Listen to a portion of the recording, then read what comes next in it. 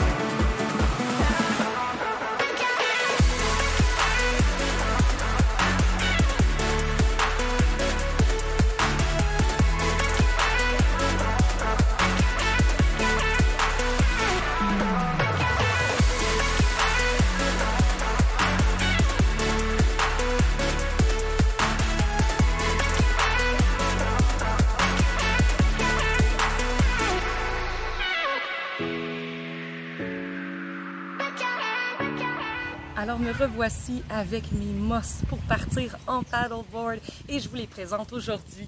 Alors, la première affaire, c'est ma pompe Outdoor Master. Vraiment, la Shark 2, elle est incroyable. Vous pouvez gonfler votre paddleboard pendant que vous faites vos sacs pour partir en excursion. Et elle permet aussi de dégonfler la planche. Alors vraiment, c'est une pompe incroyable. Elle gonfle jusqu'à 20 PSI. Ensuite, un autre must, c'est ma pagaie pour faire le kayak. Vous voyez, j'ai en fait 2 pagaies présentement. Donc, quand il y a des vents un peu plus forts, c'est toujours le fun parce qu'en paddleboard, ça peut être difficile de revenir contre le courant, mais en kayak, ça va beaucoup mieux. Alors moi, je trouve que c'est pratiquement une sécurité pour moi d'avoir ma pagaie à kayak. J'ai aussi le siège de kayak, mais je vais vous présenter ça dans une deuxième capsule de mes must en paddleboard. C'est parce que je le traîne pas toujours. Tandis que ma pagaie, je la traîne toujours. Ensuite, un des autres must, c'est le cordon flottant pour nos lunettes. Parce que, comme vous voyez, il y a beaucoup de soleil, alors c'est très adéquat d'avoir des lunettes. Et on ne veut pas les perdre à l'eau. Donc, un cordon flottant, c'est l'idéal. Ensuite de ça, moi, j'aime ça boire sur l'eau. Alors oui, toujours une bouteille d'eau. Ça, c'est le minimum. Mais j'ai ma petite glacière juste ici. C'est une Air Rocker. Et vraiment, au début, j'avais acheté un plus gros sac, mais je préfère pratiquement la petite boîte à lunch. On peut emmener notre lunch, nos consommations et le tout reste au froid. Et c'est water resistant. Je pense pas que si on le met dans l'eau rentrera pas dedans, mais juste pour les quelques gouttes qu'il reçoit dessus, c'est water resistant. Donc c'est parfait. Et il y a 2 pochettes. Donc il y a une grosse pochette pour mettre notre contenu de lunch. Et nous avons une petite pochette ici que moi je me sers pour mettre mes clés d'auto, un livre, toutes les affaires que je sors pas nécessairement tout le temps puis que je veux pas qu'ils soient mouillés par mon lunch à cause du ice pack. Alors ça c'est vraiment ma petite pochette de sécurité. Tout ça ici retrouve ma pompe d'asthme et tout. Ensuite de ça, c'est bien beau, mais sur le paddle, comme vous comprenez, il fait un gros soleil et il fait chaud. Alors pour pas que mes drinks soient plus réchauffés, malgré pour les tenir en premier lieu, je vous ai déjà parlé des Lil Soccer. Ça, c'est vraiment un magnifique gadget que vous devez vous procurer. Et ensuite de ça, j'ai aussi un autre cup holder qui se met dans le cou pour tenir nos drinks quand on est debout. Et j'ai le cup holder de iRocker pour venir qui se fixe sur notre planche avec un petit écrou comme ça ici. Moi, je l'utilise pour mettre ma bouteille d'eau, ce cup holder-là. Et j'ai des nouveaux cup holders qui gardent au froid que je vais vous parler dans une prochaine capsule parce qu'il y en a trop à dire sur ces petits cup holders-là. Mais vraiment, c'est incroyable, c'est des Frostbody. Alors, je vais vous en parler une prochaine capsule. Ensuite, bon, c'est bien beau l'alcool, c'est bien beau le tout, mais qu'est-ce que je traîne d'autre? En soi, j'ai un sac ici que il est en filet. J'adore ça. Pourquoi? Parce que je traîne une ancre à bateau. Une ancre de 3 livres pour me permettre de manger sur l'eau ou faire des arrêts ou s'il y a trop de courant, me donner un break et de ne pas perdre tout mon élan finalement. Donc l'ancre est un must incroyable à avoir, surtout si vous faites des pique-niques sur l'eau ou vous êtes accompagné d'une autre amie, ben là vous pouvez vous regrouper puis on peut se tenir ensemble.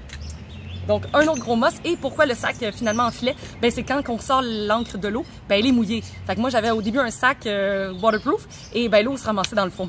Fait que c'était pas vraiment l'idéal. Donc ça, j'adore vraiment ça.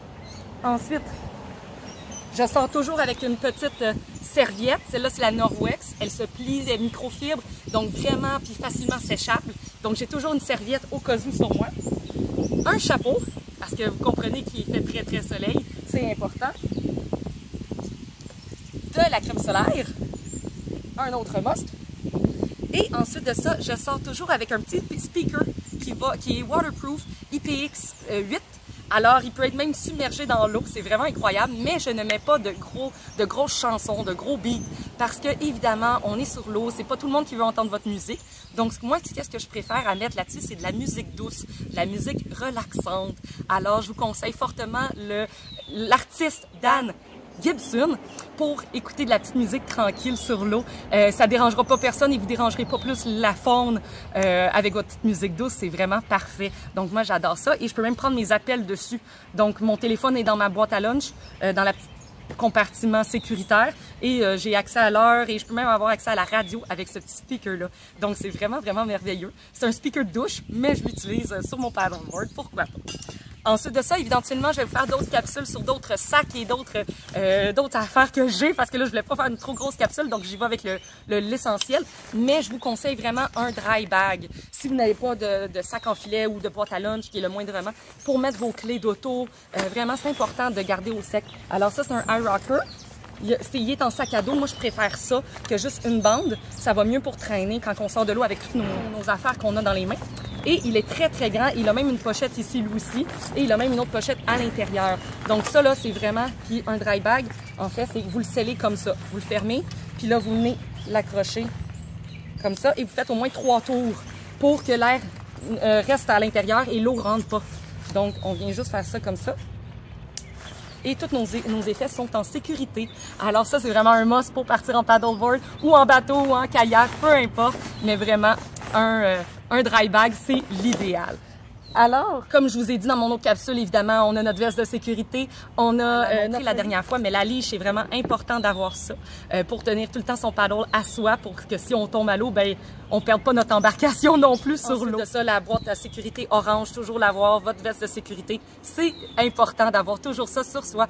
Et ensuite de ça, moi j'ai des petits souliers d'eau et des fois un rash guard pour se protéger du soleil pour les journées plus ensoleillées. Alors, c'est pas mal ça pour ma capsule cette semaine. On se revoit pour une prochaine capsule sur mes seconds essentiels en paddleboard. Alors, ne manquez pas ça. Bye bye!